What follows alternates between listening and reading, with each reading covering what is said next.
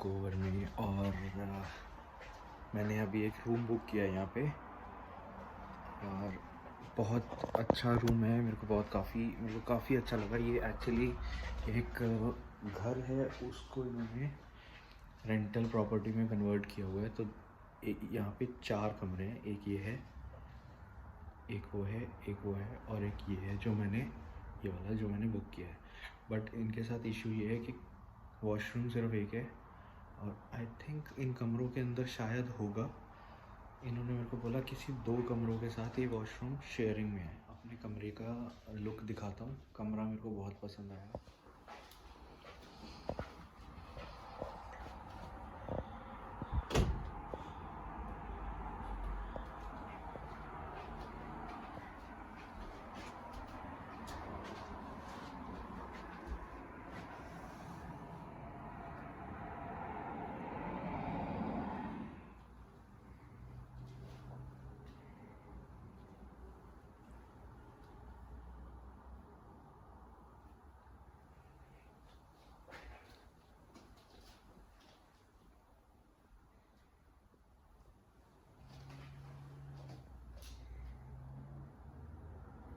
ये कमरा तो आपने देख लिया। ये कमरा मेरे को पड़ा है $140 में एक दिन के लिए, जो कि ठीक ठाक रेट है, अच्छा रेट है, मतलब रीज़नेबल है। मेरे को अच्छा लगा। और as compare to all other hotels around, तो मेरे को कोई $180 का मिल रहा था, कोई 200 का मिल रहा था, एंड प्लस टैक्स तो वो अलग है। बट ये मेरे को 140 में इंक्लूडिंग एवरीथिंग, इंक्लूडिंग टैक्स, मेरे को 140 में ही मिल गया। मैं प्लान कर रहा था कि मैं अपनी कार पे आ जाता हूँ, बट सूस एंड मैरी से वैंकूवर ऑलमोस्ट 3500 किलोमीटर्स है। तो अगर मैं उसको अप्रॉक्सीमेट लेके चलता तो मेरे को 2 से 3 दिन लग जाते आने में अपनी कार पे। और प्लस मैं अकेले ड्राइव नहीं करना चाह रहा था, क्योंकि एटलीस्ट अगर हम इतना लंबा सफ़र कर रहे हैं तो कम से कम 2 ड्राइवर्स तो चाहिए मिनिमम, कि एक थक जाएगा तो दूसरा चला लेगा।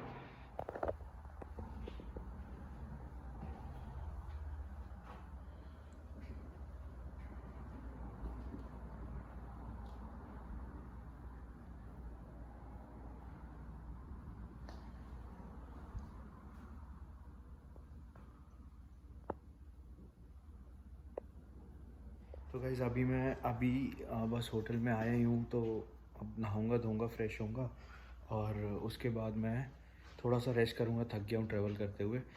फिर मैं सोच रहा हूँ कि शाम तक मेरे पास कार आ जाएगी। मैंने ट्यूरो ऐप से मैंने कार बुक करी है। माजदा 3 मेरे को सबसे सस्ती पड़ रही थी। दैट वाज समथिंग अराउंड $65 और उसके ऊपर टैक्स और थोड़ा सिक्योरिटी या इंश्योरेंस कुछ होता है, इंश्योरेंस ऐड करके वो टोटल मेरे को $100 की पड़ी फॉर 24 आवर्स। और उसमें 400 किलोमीटर्स तक मैं कहीं पे भी चला सकता हूँ कार। वो विद इन 400 किलोमीटर्स फ्री है। तो वो सबसे बेस्ट लगा मेरे को, क्योंकि अगर मैं यहाँ पे अगर आके मैं लोकल घूमने के लिए बसेस में मैं ट्रैवल नहीं कर सकता। और अगर मैं कैब भी बुक करता हूँ तो एक जगह से दूसरी जगह छोटी छोटी जगहों पे जाने के लिए भी मेरा कम से कम मिनिमम टू मिनिमम $20 to $30 एक कैब आने जाने का बड़े आराम से ले लेती है।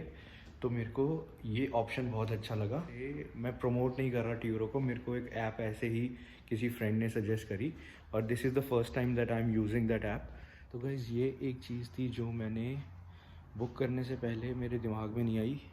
मेरे को ये लगा, मैं एज्यूम करके बैठा था कि हो सकता है वो डोर स्टेप डिलीवरी करते हैं और यहाँ से मतलब जहाँ मैं हूँ मेरी लोकेशन पे ही कार ड्रॉप करेंगे और मेरी लोकेशन से ही कार वापस ले जाएंगे। बट अभी मैंने उसको टेक्स्ट किया बंदे को, तो वो बोल रहा है कि आपको आके पिक करनी पड़ेगी गाड़ी। तो अभी मैं उससे मैसेज पे बात कर रहा हूँ।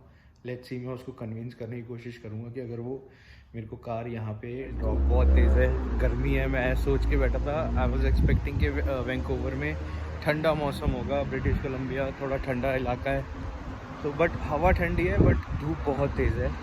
और ये मेरे पीछे जो है ये वाली प्रॉपर्टी है जिसमें मैंने अभी घर रेंट किया है। और ये देखो, वैंकूवर मेरे को पर्सनली बहुत सुंदर लगा, बहुत सुंदर और बहुत अच्छा लगा। मेरे को यहाँ पे वाइब्स बहुत पॉजिटिव आ रहे हैं मेरे को यहाँ से।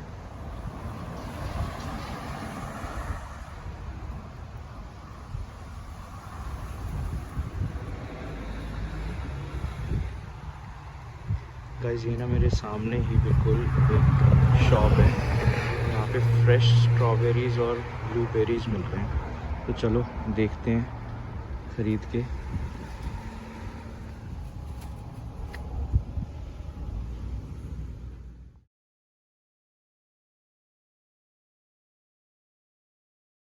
So what's the price? 1 for 6, 2 for 10. 2 for 10. Yeah. And same for No, like this one is for 15. If you buy 2, then 25. You get $5 discount on two. okay. It's same as this one. 25 for one. Okay. And 2 for 45. 2 for 45. So this Okay. is 10 pound each. And Okay. if you buy 5 pound, then $15. Okay. You can pick by yourself too. It's $2 per pound. Oh, you have a farm at the back? Yes. Can I have a look? Sure you can. Thank you.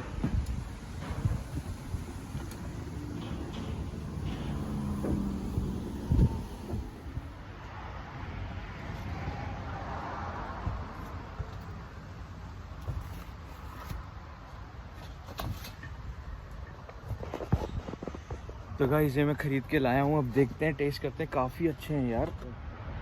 Best part है जो पीछे इनका farm था, special ये वहीं से पूरा तोड़ के ला रहे हैं और साथ के साथ सामने ही सामने बेच रहे हैं।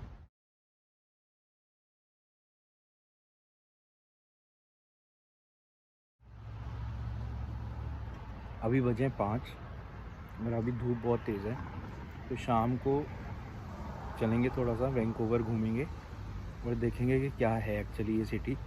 बहुत अभी दिन में तो मेरे को काफ़ी अच्छी लग रही है। आई एम श्योर कि रात को भी जब पूरी लाइट्स वगैरह स्ट्रीट पे प्रॉपर लाइट्स वगैरह जलेंगी तो काफ़ी अच्छी लगेगी सिटी, काफ़ी कलरफुल लगेगी। हाँ जी, ऑल सेट। अभी मैं नहा धो के फ्रेश हो गया और शावर लिया, रेस्ट कर लिया, 1-2 घंटे सो भी लिया मैं।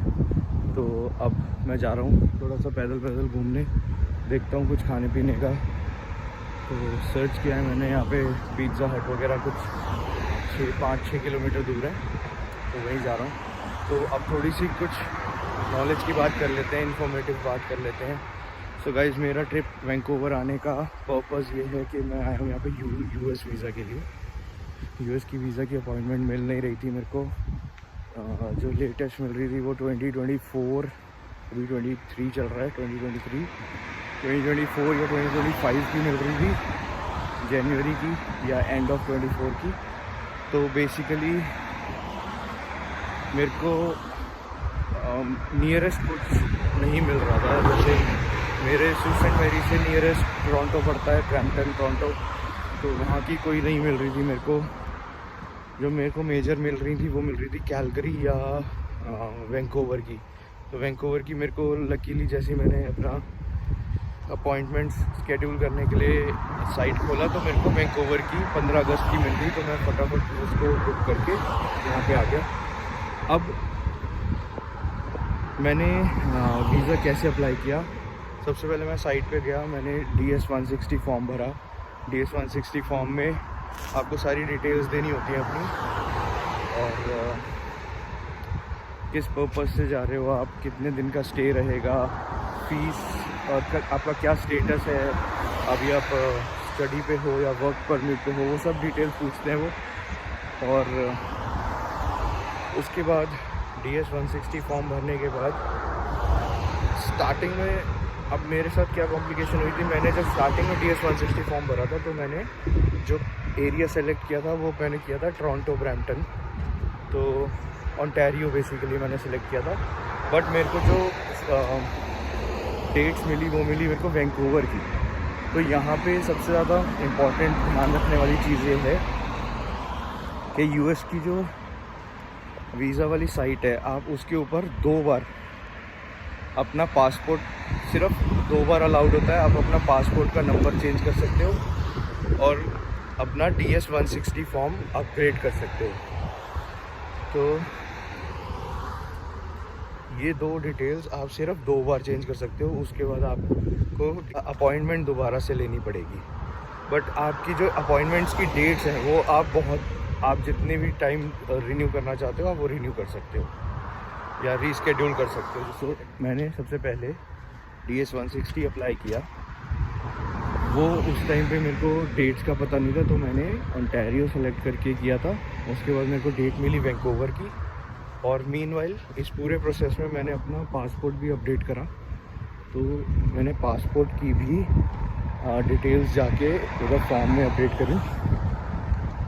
और उसके बाद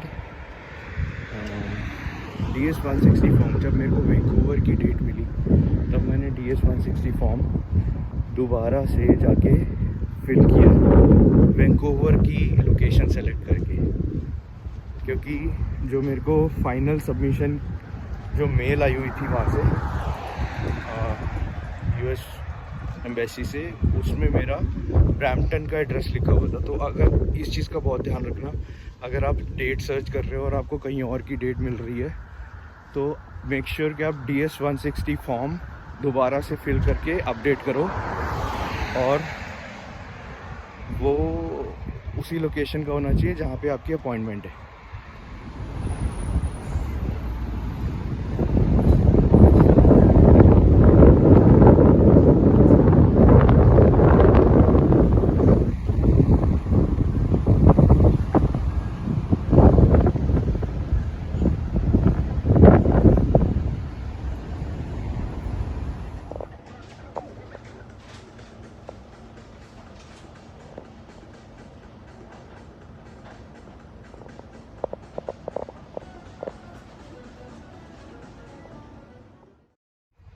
सो गाइज़, अभी मैं पहुंच गया हूं गाड़ी लेने।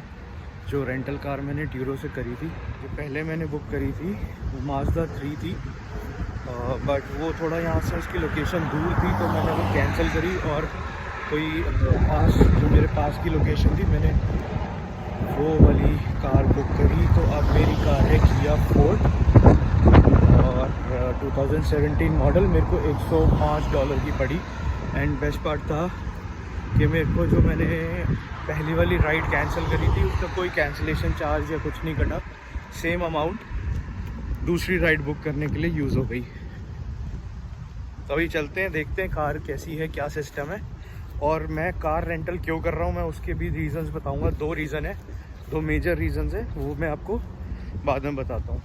पहले कार देख लेते हैं। सो गाइस, ये खड़ी है कार।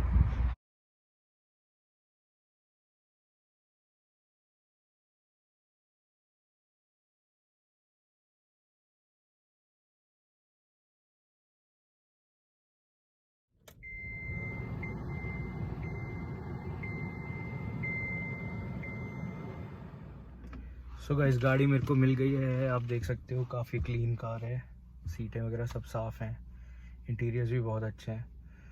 सो अभी बात करते हैं fun parts, apart from fun part, कि मेरे को शहर घूमना है और ऑब्वियसली मैं यहाँ 2 दिन के लिए हूँ तो मैं वैंकूवर देखना चाहता हूँ कैसा है, सिटी देखना चाहता हूँ। बसों में घूम नहीं पा रहा हूँ मैं, बहुत टाइम लगता है, बहुत एनर्जी वेस्ट होती है। सो मैंने एक रीज़न ये था कि मैंने कार इसलिए बुक करी क्योंकि मैं वैंकूवर घूमना चाह रहा था। एंड दूसरा रीज़न ये था कि जहाँ मैं इंटरव्यू के लिए जा रहा हूँ एम्बेसी में, वहाँ पे मेरा कोई भी लगेज, कोई भी bag, wallet, cell phone, keys कुछ भी अलाउड नहीं है।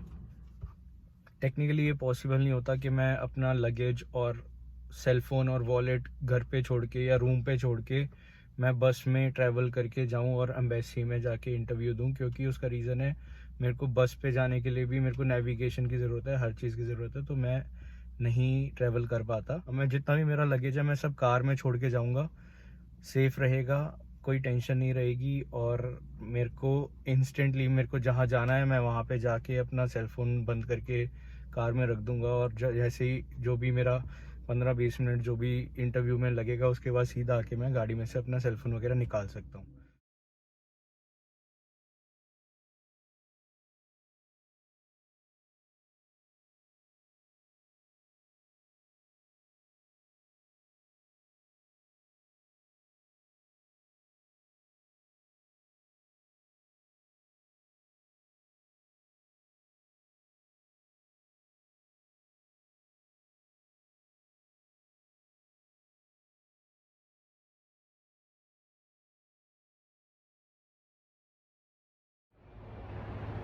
सो गाइस, मैं हूँ अभी वेस्ट पेंडर स्ट्रीट पे, और ये आप जो देख रहे हो ये है पेड पार्किंग पेंडर स्ट्रीट पे, क्योंकि ये जहाँ पे मैं अभी खड़ा हूँ ये बेसिकली इनका आईटी हब या बिज़नेस हब कह सकते हो आप। यहाँ पे सारे कॉर्पोरेट ऑफिसेज और सब कुछ सारा इसी लोकेशन पे है। तो जितनी भी यहाँ पे कार्स, ये 4-5 फ्लोर का है पार्किंग लॉट, जितनी भी यहाँ पे कार्स खड़ी हैं सब ऑफिसेज जो जाने वाले लोग हैं उन सब की हैं।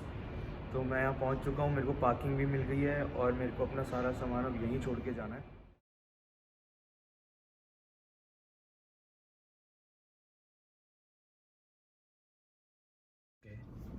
Okay, so time for the conclusion.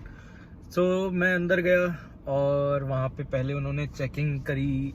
Two stage checking थी। पहले सबसे पहले तो मेन गेट पे ही उन्होंने रोक लिया, डॉक्यूमेंट चेक करे। उसके बाद उन्होंने पूछा सेल फ़ोन, वॉच, कुछ भी, मतलब कुछ भी आपके पास ऐसा कुछ है तो बता दो। तो कुछ नहीं था। मैं फिर अंदर गया, उसके बाद उन्होंने फिर से चेकिंग करी। फिर उन्होंने काउंटर पे, एक काउंटर के आगे लाइन लगी थी, वहाँ पे काउंटर पे उन्होंने फिर दोबारा से पेपर सारे चेक किए। उसके बाद वो सब होने के बाद उन्होंने 20th फ्लोर पे भेजा। 20th फ्लोर पे एक्चुअल में जो काउंटर्स बने हुए थे जो इंटरव्यू लेते हैं वहाँ पे गए। वहाँ जाके उन्होंने पहले फिंगरप्रिंट्स लिए। फिंगरप्रिंट्स लेने के बाद उन्होंने फिर सिर्फ पासपोर्ट लिया और कोई डॉक्यूमेंट नहीं लिया, सिर्फ पासपोर्ट लिया। और उन्होंने पूछा कि क्या पर्पज़ है आपका जाने का, कितना टाइम का आपका स्टे रहेगा, और आपका क्या करंट स्टेटस है कनाडा में, और कनाडा में क्या करते हो, फैमिली क्या करती है, आप किसके पास विज़िट कर रहे हो, जिसके पास विज़िट कर रहे हो उनका क्या स्टेटस है यूएस में। ऐसे सारी चीज़ें पूछी बेसिकली। और उसके बाद उन्होंने बोला okay fine, I am approving your visa और आप जा सकते हो, बस इतना। और उन्होंने पासपोर्ट रख लिया। सो गाइज, बहुत ज़्यादा हुआ बनाया होता है इस चीज़ का कि यूएस वीज़ाज़ मिलना टफ़ है। यूएस वीज़ा मिलना तब टफ़ है जब आपकी थोड़ी प्रोफाइल या आपकी जो आपके डॉक्यूमेंट्स हैं उनमें कोई कॉम्प्लिकेशंस हो, या आपकी प्रोफाइल में कुछ गड़बड़ हो या कॉम्प्लिकेशंस हो।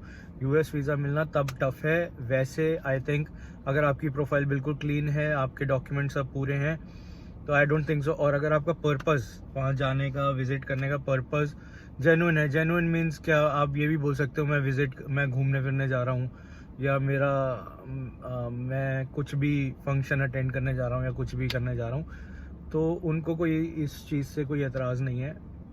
तो आप यूएस वीज़ा बड़े आराम से ले सकते हो, बड़े आराम से अप्लाई कर सकते हो, कोई पंगा नहीं होता। So finally I got my visa, और अब वो 1 हफ्ते बाद मेरे घर पे डिलीवर हो जाएगा अपने आप। इन्होंने बाय पोस्ट इन्होंने डिलीवर कर देना है। सो गाइस, इन सब चीज़ों का ध्यान रखना। अब मेरे को अपनी कार रिटर्न करनी है और फिर मेरे को फ़्लाइट पकड़नी है वापस टोरंटो की। So see you later and stay tuned to my channel. Thank you so much for watching.